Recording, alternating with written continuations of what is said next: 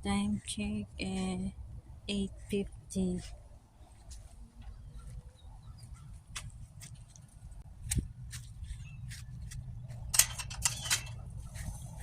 Napakaganda ng yard namin. Ha? Pag bagong lawnmower, maganda talaga yung yard. Maganda sa mata sa umaga. Baka, baka. Ito lang oh. Ang dami dito oh. Ganito siya. Ayan, laki siya. Parang hindi naman siya jawng-jawng kasi makapal yung ano niya, dahon. Tsaka green siya, hindi siya light. Ha, mahaba siya. Madami dito. Inaano lang to, tumutubo sa lupa dito. Pagkatatlis this. Na gano'n.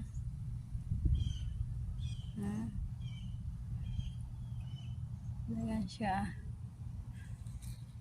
Dito dami ito pagi lawnmower magkahapon ni James. So, ayan mga bata.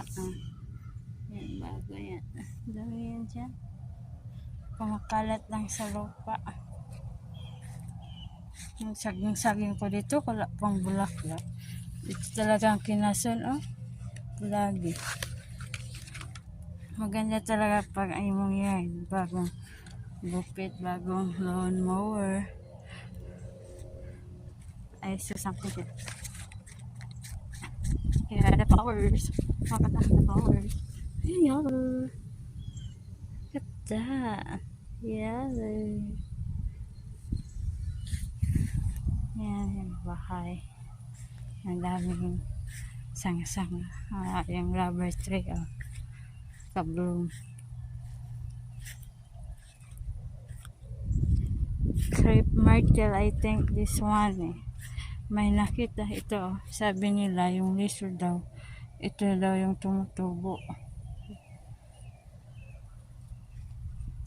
Patay. Papuntang patay na siya. Ito daw tumutubo. May daw lizard doon. Tinatry ko lang naman. Ganda. Ito pink, pero may light pink pa nito eh. At saka merong red. Mas maganda yung red color. Maganda sa mata. Perfect para sa ito. Lagi may bulaklak. Yan ang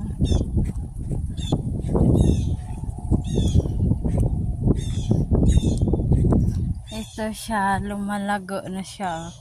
Ang liit kaya nito. Tapos ngayon, mabilis lang lumaki eh. Mabilis lang lumaki. Kalimutan ko yung pangalan nito. Ito, per landscaping dito. Per sa ato sagbot. Gumaganda siya ng dahon pag pinuputol ko siya. Maganda pala siya oh.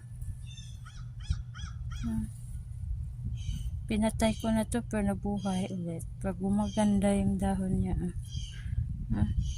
Yung dahon niya.